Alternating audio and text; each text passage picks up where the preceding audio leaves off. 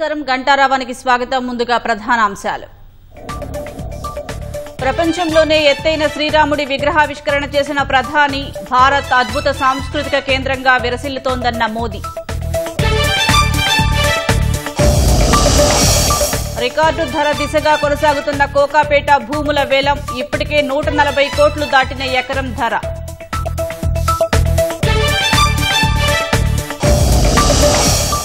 మున్సిపాలిటీల విలీనం వెనుక దురుద్దేశం ఉందన్న బీజేపీ, మజ్లిస్ పార్టీకి మేలు చేసేందుకు ప్రక్రియను తెరపైకి తెచ్చారని ఆరోపణ.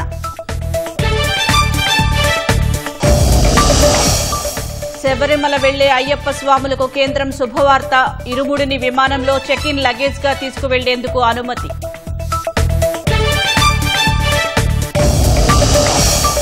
శ్రీలంకపై దిత్వా తుపాను పంజా, 56 మంది మృతి, జల దిగ్బంధంలోనే పలు ప్రాంతాలు.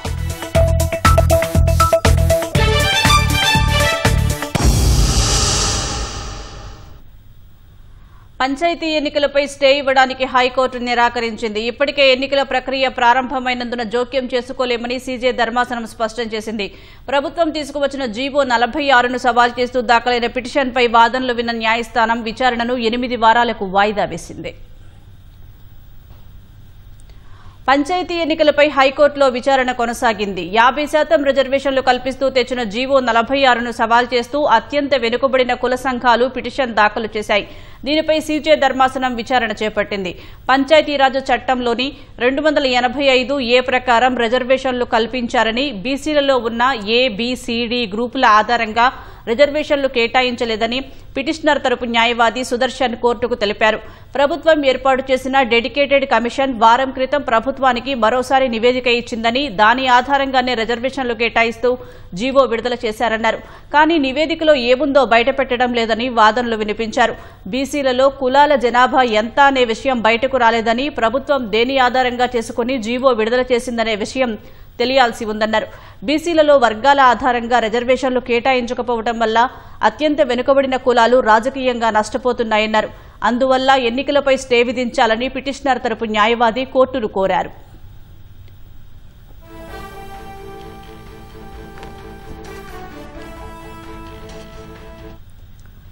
పిటిషనర్ వాదనలపై జోక్యం చేసుకున్న సీజే ధర్మాసనం పంచాయతీరాజ్ చట్టంలోని 285Aను సవరించిన తర్వాత 2019లో పంచాయతీ ఎన్నికలు జరిగాయి కదా అని పిటిషనర్ న్యాయవాదిని ప్రశ్నించింది. అప్పుడు లేని బీసీ రిజర్వేషన్ల సమస్య ఇప్పుడు ఎందుకు తలెత్తిందని ప్రశ్నించింది. ఎన్నికల నోటిఫికేషన్కు ముందు పిటిషన్ వేయకుండా ఎన్నికల ప్రక్రియ ప్రారంభమైన తర్వాత రిజర్వేషన్లను సవాల్ చేస్తూ కోర్టును ఎందుకు ఆశ్రయించారని ప్రశ్నించింది. ఇప్పటికే ఎన్నికల ప్రక్రియ ప్రారంభమైనందున స్టే ఇవ్వలేమని, జోక్యం చేసుకోలేమని హైకోర్టు స్పష్టం చేసింది. బీసీ రిజర్వేషన్ల అంశానికి సంబంధించి 6 వారాల్లో కౌంటర్ దాఖలు చేయాలంటూ ప్రభుత్వాన్ని ఆదేశించింది. రిప్లై కౌంటర్ దాఖలు చేయడానికి పిటిషనర్కు 2 వారాల గడువు ఇచ్చింది.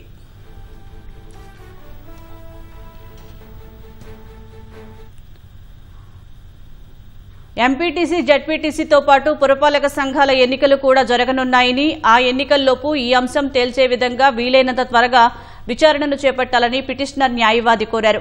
బీసీ డెడికేటెడ్ కమిషన్ నివేదిక ఇచ్చేలా ప్రభుత్వాన్ని ఆదేశించాలని కోరారు. తదుపరి విచారణలో ఈ అంశాన్ని పరిశీలిద్దామన్న హైకోర్టు విచారణను 8 వారాలకు వాయిదా వేసింది. ఉనికి కోల్పోతున్న బీఆర్ఎస్ మరో కొత్త డ్రామాకు తెరలేపిందని పీసీసీ అధ్యక్షుడు మహేష్ కుమార్ గౌడ్ అన్నారు. దీక్షా దివస్ పేరిట ప్రజలను మోసం చేయడానికి సిద్దమైందని ఆరోపించారు. ప్రజా సెంటిమెంట్ను వాడుకుని కేసీఆర్ కుటుంబమే లబ్ది పొందిందని వ్యాఖ్యానించారు. కేసీఆర్ బయటకు వస్తే ప్రజలు అసహ్యించుకునే పరిస్థితి ఏర్పడిందని మండిపడ్డారు. తెలంగాణ వచ్చిందంటే సోనియా గాంధీ వల్లేనని కేసీఆర్ స్వయంగా చెప్పారని గుర్తు చేశారు. బీఆర్ఎస్ నేతలకు చిత్తశుద్ది ఉంటే ముందుగా ఉద్యమంలో ప్రాణాలు అర్పించిన అమరులకు నివాళులు అర్పించాలని మహేష్ కుమార్ గౌడ్ సూచించారు. సోనియా గాంధీ గారి యొక్క దయ లేకుంటే తెలంగాణ వచ్చేది కాదు, కేసీఆర్ ముఖ్యమంత్రి అయ్యేవారు కాదు, కుటుంబ సభ్యులంతా అధికారం వచ్చేది కాదు, ఈ రకంగా దోచుకునే అవకాశం మీకు వచ్చేది కాదు. అంతమంది నిరుద్యోగులు ప్రాణాలు అర్పించి తెలంగాణ తెస్తే ఏ నిరుద్యోగికి మీరు ఉద్యోగాలు ఇచ్చారు? వాళ్ళ శవాల మీద నడిచి మీరు అధికారంలోకి వస్తే వాళ్ళకేమిచ్చారు? ఇప్పటికైనా ఇవన్నీ మానుకొని ఆ దీక్షా దివస్ మీరు ₹1 పెట్టినా ఆశ్చర్యం ఉండదు. ప్రజలు బాగా తెలివైన వారు, తెలంగాణ ప్రజలు విఘ్నులు. మిమ్మల్ని ఆదరించే పరిస్థితి ఉండదు. ఈ రాష్ట్రంలో బీఆర్ఎస్ పార్టీకి ఈ రాష్ట్రంలో ఉనికి మళ్ళీ రాదుగాక రాదు. కేసీఆర్ తెలంగాణ స్వరాష్ట్ర పోరాటం చేయకపోతే ఇప్పుడు మాట్లాడుతున్న నేతలకు పదవులు ఎక్కడివని మాజీ మంత్రి బీఆర్ఎస్ ఎమ్మెల్యే తలసాని శ్రీనివాస్ యాదవ్ ప్రశ్నించారు. ఇప్పుడు విమర్శిస్తున్న వారు కూడా దీక్షా దివస్ చేసుకోవాలని సూచించారు. దీక్షా దివస్ పై పీసీసీ అధ్యక్షుడు మహేష్ కుమార్ చేసిన వ్యాఖ్యలను తప్పుబట్టారు. తెలంగాణ భవన్లో రేపు నిర్వహించబోయే దీక్షా దివస్ కార్యక్రమ ఏర్పాట్లను ఆయన పరిశీలించారు. ఆమరణ దీక్షతోనే తెలంగాణ సాధ్యమని నమ్మి తన ప్రాణాలను పణంగా పెట్టి కేసీఆర్ చేసిన పోరాట స్ఫూర్తిని రేపటి తరానికి తెలిసేలా నిర్వహిస్తామని తెలిపారు. తెలంగాణ రాష్ట్రం లేకపోతే ఇక్కడి కాంగ్రెస్ బీజేపీ కమిటీలు ఎక్కడివని తలసాని ప్రశ్నించారు. ఆ రోజు తెలంగాణ రాష్ట్రం సాధించినటువంటి సందర్భంలో ఇప్పుడు మాట్లాడిన వాళ్ళు ఎక్కడున్నారో మీకు తెలుసు, మాకు తెలుసు. ఒకవేళ కేసీఆర్ గారే ఈ రాష్ట్రాన్ని సాధించకపోతే మాట్లాడే వాళ్ళు మీ పదవి ఎక్కడ ఉంటుండో మీకు గుర్తుపెట్టుకోవాల్సినటువంటి అవసరం ఉన్నది. కనీసం చరిత్ర తెలుసుకొని మాట్లాడితే బాగుంటుంది. కేసీఆర్ గారు నిండు శాసనసభలో చెప్పిండు, సోనియా గాంధీ గారు ఇచ్చిందని చెప్పి శాసనసభ చెప్పింది. మీలాగా మూర్ఖులలాగా మేము మాట్లాడాం. తప్పకుండా వాస్తవాలు వాస్తవాలే అవుతాయి. కానీ ఇక్కడ ప్రజల ఆకాంక్ష, ఇక్కడ ప్రజల ఒత్తిడి, ఈ రాష్ట్రం అగ్నిగుండమైన పరిస్థితిలో మీరు దిగిరాక తప్పలేనటువంటి పరిస్థితిలో తెలంగాణ రాష్ట్రం వచ్చిందనేటువంటి విషయాన్ని కూడా మీరు మర్చిపోవద్దని చెప్పి నేను ఈ సందర్భంగా తెలియజేస్తా ఉన్నాను. స్థానిక సంస్థల ఎన్నికల్లో బీసీలకు న్యాయం చేస్తామని చెప్పి రేవంత్ రెడ్డి అన్యాయం చేశాడని రాజ్యసభ సభ్యుడు లక్ష్మణ్ మండిపడ్డారు. రేవంత్ రెడ్డి ఓటు బ్యాంకు రాజకీయాలు చేస్తున్నారని ఆరోపించారు. మహాత్మా జ్యోతిబా పూలే వర్ధంతి సందర్భంగా బీజేపీ రాష్ట్ర కార్యాలయంలో ఆయన చిత్రపటానికి పూలమాలలు వేసి నివాళులర్పించారు. తెలంగాణలో బీసీలకు అన్యాయం జరుగుతోందని ఆగ్రహం వ్యక్తం చేశారు. కామారెడ్డి డిక్లరేషన్ పేరుతో అనేక హామీలు ఇచ్చారని ధ్వజమెత్తారు. బీహార్ ఎన్నికల కోసం రాహుల్ గాంధీ ఒత్తిడితో రేవంత్ రెడ్డి జీవోలు తెచ్చాడని ఆరోపించారు. బీసీలకు 42% రిజర్వేషన్లు ఇవ్వడానికి రేవంత్ రెడ్డికి ఏం అడ్డొచ్చిందని ఆయన ప్రశ్నించారు. రేవంత్ రెడ్డి మోసాలను ప్రజలకు వివరిస్తామని రాజ్యసభ సభ్యుడు లక్ష్మణ్ అన్నారు. శాతం సీలింగ్ అనేది సుప్రీంకోర్టు తీర్పు మీ హయాంలోనే వచ్చింది. ఎందుకు దాన్ని రాజ్యాంగ సవరణ చేయలేదో, ఆ రోజు ఎందుకు మీ నోళ్లు మూతబడ్డాయి, ఎందుకు మీరు కులగణన చేయలేదు? ఈ రకంగా దశాబ్దాలుగా మోసం చేసి దగా చేసిన మీరు ఇవాళ మమ్మల్ని ఇవాళ విమర్శించేది. ఇవాళ 50% సీలింగ్ విషయంలో ఏమైనా మాట్లాడారా మీ ఎంపీలు? ఎంతసేపు ఎస్ఐఆర్ పేరు మీద పార్లమెంట్ అడ్డుకున్న మీరు కనీసం నోరు విప్పని మీరు ఏ రకంగా ఇవాళ మీరు కితాబునిస్తారో మొత్తం సమాజం గమనిస్తుంది. కాబట్టి బీజేపీ అధికారంలోకి వస్తే బీసీని ముఖ్యమంత్రి చేస్తున్నటువంటి పార్టీ ఇవాళ భారతీయ జనతా పార్టీ. జీహెచ్ఎంసీలో మున్సిపాలిటీల విలీనం వెనుక దురుద్దేశం ఉందని బీజేపీ రాష్ట్ర అధ్యక్షుడు రామచంద్రరావు ఆరోపించారు. మజ్లిస్ పార్టీకి మేలు చేసేందుకు ఈ ప్రక్రియను తెరపైకి తెచ్చినట్లుగా అర్థమవుతోందని ఆరోపించారు. మున్సిపాలిటీల విలీనం అశాస్త్రీయంగా ఉందని మండిపడ్డారు. ఇప్పటికే జీహెచ్ఎంసీలో నిధుల కొరత తీవ్రంగా ఉందని, మున్సిపాలిటీల్లో అభివృద్ధి లేదన్నారు. ఇలాంటి పరిస్థితుల్లో పురపాలికలను విలీనం చేస్తే అభివృద్ధి ఎలా సాధ్యమవుతుందని ప్రశ్నించారు. మీరు మొన్ననే గ్రామీణ ప్రాంతాలు తీసుకుని మున్సిపాలిటీ చేశారు, ఇవాళ దాన్ని మన మున్సిపల్ కార్పొరేషన్ కలిపారు జీహెచ్ఎంసీలో. ఇది అశాస్త్రీయంగా ఉన్నది. ప్రభుత్వము దీని వెనక ఉన్నట్టు mala fide, I definitely feel the mala fide intention. దీని వెనక దురుద్దేశం ఉన్నది, సదుద్దేశం లేదు అని చెప్పేసి భావిస్తా ఉన్నాము. BJP opposes the merger of the all 7 municipal corporation and 20 municipalities into GHMC area.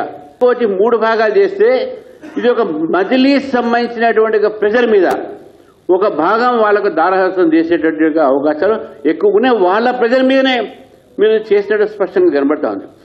Majlis పార్టీకు మీరు చేసేటటువంటి ఏంటంటే ఒక ప్రాంతాన్ని తీసుకొచ్చి వారి చేతుల్లో పెట్టి మేయర్ వాళ్ళు ఉండేటట్టు, మీరు మిగతా ప్రాంతాల్లో వాళ్ళకి సపోర్ట్ చేసేటట్టు ఈ యొక్క పన్నాగం చేసినట్టు స్పష్టంగా కనబడుతుంది. పొలిటికల్ మ్యాలిఫైడ్స్, పొలిటికల్ ఇంటెన్షన్స్ మీ ఉన్నాయి. దీనిలో ఎవరికి కూడా మంచి జరిగేది కాదు. ఇది కాంగ్రెస్ బీజేపీలు రెండు నాణానికి బొమ్మ బొరుసు లాంటివని, ప్రజల్లో మోసం చేయడంలో ఒకరిని మించి మరొకరు పోటీ పడుతున్నారని బీఆర్ఎస్ ఎమ్మెల్యే హరీష్ రావు అన్నారు. మెదక్ జిల్లా కౌడిపల్లిలోని 50 మంది కార్యకర్తలను బీఆర్ఎస్ పార్టీలోకి ఆహ్వానించారు. అనంతరం బీజేపీ కేవలం ఉత్తర భారతదేశ పక్షానే ఉంటుందని ఆరోపించారు. నార్త్ ఇండియాలో పండే గోధుమలకు మద్దతు ధర పెంచి రాష్ట్రంలో ఉన్న వడ్లకు మాత్రం మొండి చేయి చూపిస్తోందని ఆగ్రహించారు. బీజేపీకి ఓటు వేసినందుకు ఒక్కో రైతు ఎకరానికి 7,000 రూపాయలు నష్టపోతున్నారని అన్నారు. 10 ఏళ్లుగా కేంద్రంలో అధికారంలో ఉన్న బీజేపీ రాష్ట్రానికి రావాల్సిన నిధులు, ప్రాజెక్టుల విషయంలో తీవ్ర అన్యాయం చేసిందన్నారు. అబద్దపు హామీలతో అధికారంలోకి వచ్చిన కాంగ్రెస్ కు, తెలంగాణకు అన్యాయం చేస్తున్న బీజేపీకి స్థానిక సంస్థల ఎన్నికల్లో ప్రజలు తగిన బుద్ధి చెప్తారని హరీష్ రావు అన్నారు. సిద్దిపేట జిల్లా హుస్నాబాద్లో వచ్చే నెల 3వ తేదీన ముఖ్యమంత్రి రేవంత్ రెడ్డి పర్యటించనున్నారు. పట్టణ శివారులోని ఏనే వద్ద భారీ బహిరంగ సభ కోసం పార్టీ శ్రేణులు విస్తృతంగా ఏర్పాట్లు చేస్తున్నారు. సభ ఏర్పాట్లను సిపి విజయ్ కుమార్ పరిశీలించారు. భద్రతా పరంగా తీసుకోవాల్సిన చర్యలపై అధికారులతో సమీక్షా సమావేశం నిర్వహించినట్లు సిపి తెలిపారు. ప్రజాపాలన ప్రభుత్వంలో ఆకలి లేని హైదరాబాద్ లక్ష్యంగా అల్పాహారం, మధ్యాహ్న భోజనం అందించడానికి ఇందిరమ్మ క్యాంటీన్లు ఏర్పాటు చేస్తున్నామని మంత్రి పొన్నం ప్రభాకర్ అన్నారు. బాగ్లింగంపల్లిలోని సుందరయ్య పార్క్ వద్ద ఇందిరమ్మ క్యాంటీన్ను GHMC mayor Gadwala Vijayalakshmi, MP Anil Kumar Yadav కలిసి మంత్రి పొన్నం ప్రభాకర్ ప్రారంభించారు. ప్రజలతో పాటు నగరానికి ఉపాధి కల్పన కోసం వచ్చే వారికి ఇందిరమ్మ క్యాంటీన్లతో ₹5కే నాణ్యమైన అల్పాహారం, భోజనం అందిస్తున్నామని మంత్రి పొన్నం వెల్లడించారు.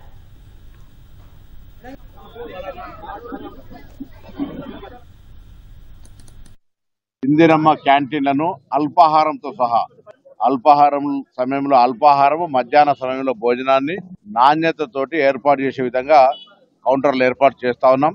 జీహెచ్ఎంసీ అధికారులు ఇప్పటికే ఒక మ్యాపింగ్ ప్లానింగ్ చేసుకొని ఉన్నారు. ఇంకా ఎక్కడైనా ఇటువంటి ఇందిరమ్మ క్యాంటీన్లు ఎస్టాబ్లిష్ చేయాలనుకుంటే కూడా ప్రభుత్వం తరఫున గుర్తించడం జరుగుతూ ఉంది. ఎక్కడైనా ప్రజలు, ప్రజాప్రతినిధులు కూడా ఈ ప్రాంతంలో ఇందిరమ్మ క్యాంటీన్ ఉంటే ప్రజలకు సౌకర్యంగా ఉంటుందని చెప్తే అక్కడ కూడా ఏర్పాటు చేయడానికి సిద్ధంగా ఉన్నాం. ఆదిలాబాద్ పట్టణం బుక్తాపూర్ కాలనీలోని మున్సిపల్ స్థలంలో అక్రమంగా నిర్మించిన దుకాణాలను బల్దియా అధికారులు తొలగించారు. ప్రభుత్వ స్థలంలో అక్రమంగా నిర్మించిన దుకాణ సముదాయాలను జేసీబీ సహాయంతో తీసివేశారు. హైకోర్టు ఆదేశాల మేరకు ఆక్రమణలు తొలగించినట్లు మున్సిపల్ కమిషనర్ రాజు తెలిపారు. ఇక ముందు ప్రభుత్వ స్థలంలో ఎలాంటి ఆక్రమణలు లేకుండా చూస్తామని అధికారులు పేర్కొన్నారు. రామగుండంలో 800 మెగావాట్ల విద్యుత్ ప్లాంట్ ఏర్పాటుకు కేబినెట్ గ్రీన్ సిగ్నల్ ఇచ్చిందని స్థానిక ఎమ్మెల్యే రాజ్ ఠాకూర్ సీఎం రేవంత్ రెడ్డిని మర్యాదపూర్వకంగా కలిశారు. ప్లాంటు ఏర్పాటు వల్ల స్థానికంగా పారిశ్రామిక అభివృద్దితో పాటు అర్హత కలిగిన యువతకు ఉపాధి అవకాశాలు దక్కుతాయని ఆయన అన్నారు. జెన్కో విద్యుత్ ప్లాంట్ స్థానంలో ఈ ప్లాంటు ఏర్పాటు చేస్తే రామగుండం ప్రాంత రూపురేఖలు మారుతాయని, నియోజకవర్గ అభివృద్దికి మరిన్ని నిధులు మంజూరు చేయాలని సీఎంను రాజ్ ఠాకూర్ కోరారు. నల్గొండ జిల్లా మిర్యాలగూడలో ప్రేమించి పెళ్లి చేసుకుని మోసం చేశాడంటూ భర్త ఇంటి ముందు భార్య ఆందోళనకు దిగింది. పట్టణంలోని బంగారుగడ్డకు చెందిన భాస్కర్ సాయిదీప్ అనే యువకుడు నల్గొండ జిల్లా చర్లపల్లికి చెందిన సౌందర్యను ప్రేమ వివాహం చేసుకున్నాడు. ప్రైవేటు ఉద్యోగం చేసే సాయిదీప్ వేరే మహిళతో సన్నిహితంగా ఉండటాన్ని గుర్తించి ప్రశ్నించడంతో తనను మానసిక వేధింపులకు గురి చేస్తున్నట్లు ఆరోపించింది. ఈ విషయం అత్తారింటిలో చెప్పడంతో ఆగ్రహించిన సాయిదీప్ తనను ఇంట్లో వదిలివేసి వెళ్లిపోయాడని తెలిపింది. 2 నెలలుగా సాయిదీప్ కనిపించట్లేదని, ఆరా తీస్తే తనను వదిలించుకునేందుకు అత్తింటి కుటుంబం యత్నిస్తున్నట్లు తెలిసిందని వెల్లడించింది. న్యాయం అడిగేందుకు వస్తే ఇంటికి తాళం వేసుకుని వెళ్లిపోయారని చెబుతోంది. తనకు ఎలాగైనా న్యాయం చేయాలని బాధితురాలు పోలీసులను కోరుతోంది. సాయిదీప్ అనే వ్యక్తి నాకు ఫేస్బుక్లో పరిచయం అయ్యిండు. తర్వాత 1 ఇయర్ మాట్లాడుకున్న తర్వాత మ్యారేజ్ చేసుకుందాం అనుకున్నాం. పెళ్లి చేసుకున్నాం. 4 ఇయర్స్ సంసారం చేసినాం. 3 ఇయర్స్ బాబు ఉండు. అయితే ఒక అమ్మాయితో ఎఫ్ఐఆర్ పెట్టుకుండు. నేను అడిగినందుకు వెళ్ళిపోయిండు. ఇట్లా మాట్లాడుతున్నా, ఇట్లా చేస్తున్నా అని చెప్తే ఇక్కడికి తీసుకురా అడుగుతా అని చెప్పారు వాళ్ళు. ఇక్కడికి తీసుకొచ్చి ఇక్కడనే వదిలేసిండే వెళ్ళిపోయిండు. ఇప్పుడైతే సిఐ సార్ దగ్గరికి పోయినాం. వీళ్ళు వద్దంటారు నన్ను. పెద్ద మనుషులను తీసుకొచ్చుకొని మాట్లాడుకోమని చెప్పారంట. సరే అని నేను అమ్మ వాళ్ళకి ఫోన్ చేసిన. నిన్న వచ్చి మాట్లాడితే మాకు ఆమె వద్దు, మా ఇంట్లో మా బాబాయ్ లేడు, ఆమెతో మాకు ఏ సంబంధం లేదు, మేము చూసిన పెళ్లి కాదు, తెచ్చుకున్నాము కాదు, మాకు అవసరం లేదు ఆమెతోటి, మా ఇంట్లోకి రావద్దు, నేను సచిన బతికిన ఇక్కడనే ఉంటా, మా ఆయన వచ్చినాక నేను మీతో పాటే ఉంటా అని నేను ఇక్కడికి వచ్చేసి నేను వచ్చేసి న్యాయం కావాలి సార్, నేను రోడ్డు మీద ఉన్నా. ఇప్పుడు ఆయన ఎక్కడో చచ్చిపోయింది అంటున్నారు కానీ చచ్చిపోలేదు, ఆయన ఎక్కడో దాచిపెట్టినారు. ఈ అమ్మాయికి ఎంతో కొంత ఇచ్చి ఎల్లగొట్టి ఆ ఏరే అమ్మాయితోటి పెళ్లి చేయాలన్న ఉద్దేశంతో వీళ్ళు ఇవన్నీ చేస్తున్నారు తప్ప ఈ అమ్మాయి చిన్న బాబుని పెట్టుకొని రాత్రి తెల్లవార్లు కూడా చలిగి పండుకుంటే కూడా కనీసం ఇంత కనికరించలేదు. వాళ్ళ వారసుడు కాదా? భారత విశిష్ట గుర్తింపు ప్రాధికార సంస్థ ఉడాయ్ కొత్త ఫీచర్ను అందుబాటులోకి తేనుంది. ఆధార్ కేంద్రానికి వెళ్లే అవసరం లేకుండానే ఇంటి వద్దనే మొబైల్ నెంబర్ను అప్డేట్ చేసుకునే సౌకర్యాన్ని తీసుకురానుంది. త్వరలోనే ఈ సదుపాయం అందుబాటులోకి తేనున్నట్లు ఎక్స్ ద్వారా ఉడాయ్ ప్రకటించింది. ప్రస్తుతం ఆధార్లో మొబైల్ నెంబర్ అప్డేషన్కు ఆధార్ కేంద్రానికి వెళ్లాల్సి ఉంటుంది. దీనివల్ల ముఖ్యంగా వృద్ధులు, దివ్యాంగులు ఇబ్బందులు ఎదుర్కొంటున్నారు. ఉడాయ్ వాటికి చెక్ పెడుతూ ఆధార్ యాప్లో కొత్త సదుపాయం తీసుకురానుంది. ఓటీపీ, ఆధార్ ఫేస్ అథెంటిఫికేషన్ కలిపి ఒక కొత్త టెక్నాలజీని అభివృద్ధి చేస్తోంది. మొబైల్ నెంబర్కు వచ్చే ఓటీపీ ఎంటర్ చేసి ఆ తర్వాత కెమెరా ద్వారా ముఖాన్ని ధృవీకరించాల్సి ఉంటుంది. తద్వారా మొబైల్ అప్డేషన్ను సులువుగా పూర్తి చేయొచ్చు. ఇందుకోసం ఇటీవల తీసుకువచ్చిన కొత్త ఆధార్ యాప్ను డౌన్లోడ్ చేసుకోవాలని ఉడాయ్ సూచించింది. కొత్త ఫీచర్ అందుబాటులోకి వచ్చిన యూజర్లు కొత్త ఆధార్ యాప్ను పరీక్షించి ఫీడ్ ఇవ్వాలని కోరింది. భద్రాచలం శ్రీ సీతారామచంద్ర స్వామి వారి ఆలయంలో డిసెంబర్ 29న జరిగే తెప్పోత్సవం, 30న జరగనున్న ముక్కోటి ఏకాదశి వేడుకలు వైభవంగా నిర్వహించనున్నట్లు జిల్లా కలెక్టర్ జితేష్ వి పాటిల్ తెలిపారు. ఆలయం పరిసరాల్లో ఉత్తర ద్వారం ఎదుట ముక్కోటి ఏర్పాట్ల పనులను కలెక్టర్ పరిశీలించారు. భద్రాచలంలో డిసెంబర్ 20 నుంచి జనవరి 9 వరకు శ్రీ వైకుంఠ ఏకాదశి ప్రయుక్త అధ్యయనోత్సవాలు జరగనున్నాయి. ఉత్సవాల్లో శ్రీ సీతారామచంద్ర స్వామి వివిధ రూపాల్లో భక్తులకు దర్శనం ఇవ్వనున్నారు. వేడుకలకు భక్తులు భారీగా హాజరు కానున్న నేపథ్యంలో ఏర్పాట్లు త్వరితగతిన పూర్తి చేయాలని కలెక్టర్ అధికారులకు ఆదేశించారు. దేశంలోని ఆచార సాంప్రదాయాలకు ప్రభుత్వం పెద్దపీట వేస్తోందని కేంద్ర మంత్రి కింజారపు రామ్మోహన్ నాయుడు తెలిపారు. శబరిమల అయ్యప్ప స్వామి భక్తుల యాత్ర సౌకర్యాన్ని దృష్టిలో ఉంచుకుని పౌర విమానయాన శాఖ కీలక నిర్ణయం తీసుకుందన్నారు. శబరిమల యాత్రకు వెళ్లే భక్తులు ఎయిర్పోర్టు భద్రతా తనిఖీలను పూర్తి చేసిన తర్వాత తమ ఇరుముడిని చేతి సామానుగా విమాన క్యాబిన్లోకి తీసుకువెళ్లవచ్చని రామ్మోహన్ నాయుడు వెల్లడించారు. స్వామి భక్తులు ముఖ్యంగా మన దక్షిణాది రాష్ట్రాల నుండి ఈ సమయంలో పెద్ద ఎత్తున మాల ధరించి పవిత్ర దీక్ష చేపట్టి శబరిమల వెళ్లి ఆ స్వామి వారిని దర్శనం చేసుకుంటారు. కిందటి సంవత్సరం కేంద్ర మంత్రిగా నేను బాధ్యతలు స్వీకరించిన తర్వాత విమానంలో ప్రయాణం చేసే అయ్యప్ప స్వామి భక్తుల సమస్యలు నా దృష్టికి వచ్చాయి. వెంటనే భక్తుల సౌకర్యార్థం మా సెక్యూరిటీ రూల్స్ లో మార్పులు చేసి విరుముడి నేరుగా తమతో పాటు తీసుకుని వెళ్లే విధానం, ఆ మార్పులు మేము తీసుకుని వచ్చాం. ఈ సంవత్సరం కూడా అదే విధంగా అయ్యప్ప స్వామి భక్తులు ప్రయాణం చేసేటప్పుడు వాళ్ళ తాలూకా విరుముడి నేరుగా వాళ్ళతో పాటే ఫ్లైట్ లో వెళ్లేటటువంటి సౌకర్యం మేము కల్పిస్తున్నాం. ఇది తక్షణం ఈ రోజు నుండి జనవరి 20 తేదీ వరకు అమల్లో, అంటే మండలం నుంచి మకర విలక్కు కాలం వరకు కూడా ఈ సౌకర్యం అయ్యప్ప స్వామి భక్తుల్ని దృష్టిలో పెట్టుకొని కల్పించడం జరుగుతుంది. ఈ కూటమి ప్రభుత్వం దేశ ఆచార సాంప్రదాయాలకు, భక్తుల మనోభావాలకు అత్యంత ప్రాధాన్యత ఇస్తుంది. అందుకే ఎవరికి ఇబ్బంది కలగకుండా ఉండాలనే ఆలోచనతో భద్రతా నియమాలు పాటిస్తూ మా మినిస్ట్రీ ఆఫ్ సివిల్ ఏవియేషన్ ద్వారా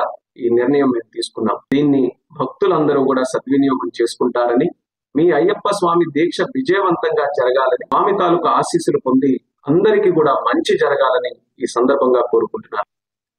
ప్రపంచంలోనే అత్యంత ఎత్తైన శ్రీరాముడి విగ్రహాన్ని ప్రధాని నరేంద్ర మోదీ గోవాలో ఆవిష్కరించారు. శ్రీ సంస్థాన్ గోకర్ణ జీవోత్తమ్ మఠం కోదండరాముడి విగ్రహాన్ని ఏర్పాటు చేసింది. 77 అడుగుల ఎత్తైన దశరథుడి తనయుడి కాంస్య విగ్రహాన్ని ప్రముఖ శిల్పి రామ్ సుతార్ రూపొందించారు. గుజరాత్లో ఐక్యతా విగ్రహాన్ని కూడా ఆయనే తయారు చేశారు. అనంతరం ప్రధాని మోదీ శ్రీ సంస్థాన్ గోకర్ణ జీవోత్తమ్ మఠంలోని ఆలయాన్ని దర్శించి పూజలు చేశారు. ఈ కార్యక్రమంలో గోవా గవర్నర్ అశోక్ గజపతిరాజు, సీఎం ప్రమోద్ సావంత్, పలువురు కేంద్ర మంత్రులు పాల్గొన్నారు.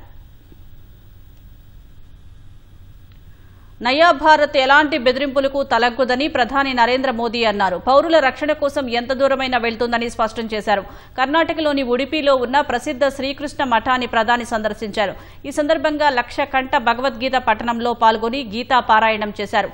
అనంతరం భక్తులు, గాయకులను ఉద్దేశించి ప్రసంగించిన ప్రధాని భగవద్గీతలో శ్రీకృష్ణుడి బోధనలు ప్రతి యుగానికి సంబంధించినవని తెలిపారు. అవి జాతీయ విధానాన్ని నిర్దేశిస్తాయని చెప్పారు. సబ్కా సాత్, సబ్కా వికాస్, సర్వజన హితయ అనే నినాదాలు గీతం నుంచి స్ఫూర్తి పొందినవేనని పేర్కొన్నారు. శాంతి, సత్యాన్ని సాధించడం కోసం అవసరమైతే దురాగతాలకు పాల్పడేవారిని అణచివేయాలని గీత బోధిస్తుందని మోదీ తెలిపారు. మిషన్ సుదర్శన చక్ర శత్రువులను నాశనం చేస్తుందని పేర్కొన్నారు. कृष्ण ने गीता का संदेश युद्ध की भूमि पर दिया था और भगवत गीता हमें ये सिखाती है कि शांति और सत्य की स्थापना के लिए अत्याचारियों का अंत भी आवश्यक है। राष्ट्र की सुरक्षा नीति का मूल भाव यही है। हम वसुधैव कुटुम्बकम कहते हैं और हम धर्मो रक्षति रक्षितः का मंत्र भी दोहराते हैं। हम लाल किले से श्री कृष्ण की करुणा का संदेश भी देते हैं और उसी प्राचीर से मिशन सुदर्शन चक्र की उद्घोषणा भी करते हैं। मिशन सुदर्शन चक्र यानी देश के प्रमुख स्थानों की, देश के औद्योगिक और सार्वजनिक क्षेत्रों की सुरक्षा की ऐसी दीवार बनाना जिसे दुश्मन भेद न पाए, और अगर दुश्मन दुस्साहस दिखाए तो फिर हमारा सुदर्शन चक्र उसे तबाह कर दे। రాజస్థాన్లోని అల్వార్లో పట్టపగలే యువకుల మధ్య గ్యాంగ్ వార్ బీభత్సం సృష్టించింది. బన్సూర్లోని హర్సోరా రోడ్డు వద్ద కొంతమంది యువకులు ఒకరిపై ఒకరు రాడ్లు, తుపాకులతో దాడులు చేసుకున్నారు. 2 గ్యాంగులు దాడులు, ప్రతిదాడులకు తెగబడడంతో ఆ ప్రాంతమంతా భీతావహ వాతావరణం నెలకొంది. 2 కార్లతో వచ్చిన ఓ గ్యాంగ్ సభ్యులు ప్రత్యర్థి వర్గానికి చెందిన సభ్యులపై దాడికి దిగారు. ద్విచక్ర వాహనంపై వస్తున్న వారిని కారుతో ఢీకొన్నారు. ఆ ప్రమాదం నుంచి తప్పించుకున్న అవతలి గ్యాంగ్ సభ్యులు తుపాకీతో కారులోని వారిపై కాల్పులు జరిపారు. అయినా వెనక్కి తగ్గని కారులోని ముఠా అవతలి గ్యాంగ్ వ్యక్తులను మరోసారి కారుతో ఢీకొట్టేందుకు ప్రయత్నించింది. వారంతా త్రుటిలో తప్పించుకుని పక్కనే ఉన్న ఇంట్లోకి పారిపోయారు. తర్వాత 2 కార్లలోంచి దిగిన యువకులు అవతలి వర్గం వారి బైక్పై రాడ్లతో దాడి చేసి దానిని ధ్వంసం చేశారు. స్థానికుల సమాచారం ఇవ్వడంతో ఘటనాస్థలానికి చేరుకున్న పోలీసులు కేసు నమోదు చేసి దర్యాప్తు చేపట్టారు. సీసీటీవీ దృశ్యాలను పరిశీలించి పోలీసులు బృందాలుగా విడిపోయి నిందితుల కోసం గాలిస్తున్నారు.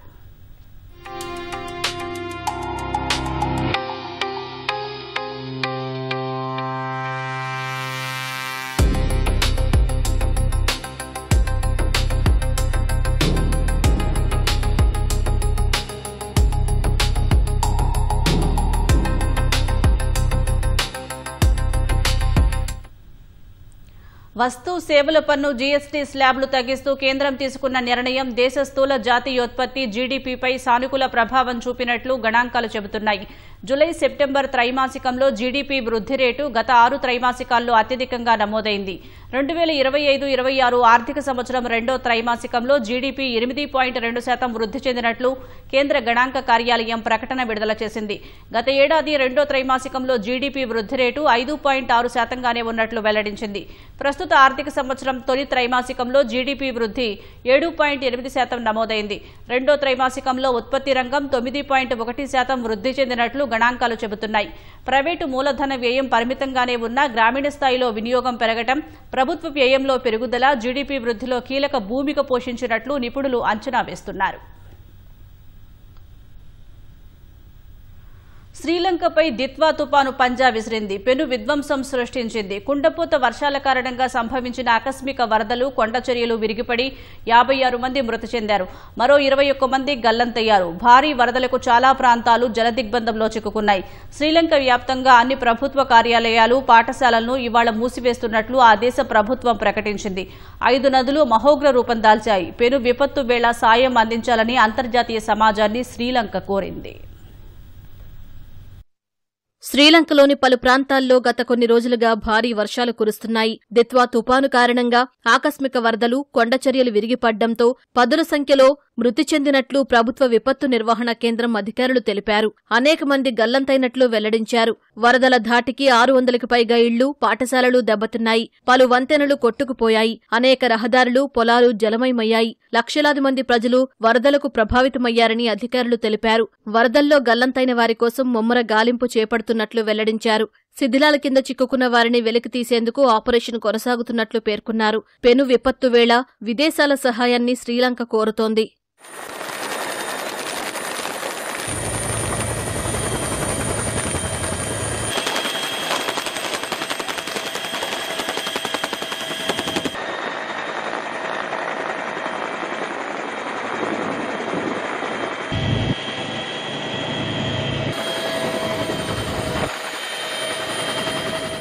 భారీ వర్షాల ధాటికి బదుల్లా, నువారా ఎలియా ప్రాంతాల్లో కొండచర్యలు విరిగిపడి 25 మంది మృతి చెందారు. మరో 14 మంది గాయపడినట్లు ప్రభుత్వ విపత్తు నిర్వహణ కేంద్రం అధికారులు వెల్లడించారు. అనేక ప్రాంతాలు వరద నీటిలో చిక్కుకుపోవడంతో దేశంలోని అన్ని ప్రభుత్వ కార్యాలయాలు, పాఠశాలలను శుక్రవారం మూసివేశారు.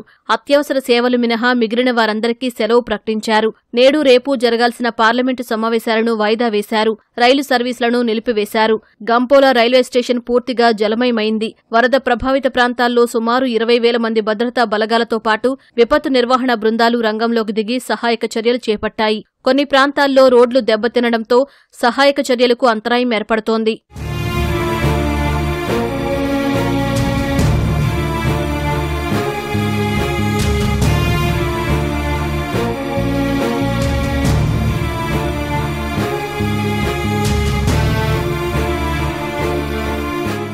దిత్వా తుపాను దృష్ట్యా శ్రీలంకలోని పలు దేశీయ అంతర్జాతీయ విమానాల రాకపోకలకు అంతరాయం ఏర్పడింది. శ్రీలంకకు చేరుకోవలసిన 5 విమానాలను కేరళలోని తిరువనంతపురం విమానాశ్రయానికి దారి మళ్లించారు. వీటిలో మధ్య ప్రాచ్యం నుంచి 3 విమానాలు, మలేషియా, భారత్ నుంచి ఒక్కో విమానం ఉన్నట్లు తిరువనంతపురం ఎయిర్పోర్ట్ అధికారులు తెలిపారు. మరికొన్ని విమానాలను కూడా దారి మళ్లించే అవకాశం ఉందని వెల్లడించారు. ప్రస్తుతం దిత్వా తుపాను త్రింకోమలై తీరం వైపు పయనిస్తోందని వాతావరణ శాఖ తెలిపింది. రానున్న రోజుల్లో మరిన్ని ప్రాంతాలకు భారీ వర్షం ముప్పు ఉందని ప్రజలందరూ అప్రమత్తంగా ఉండాలని హెచ్చరించింది.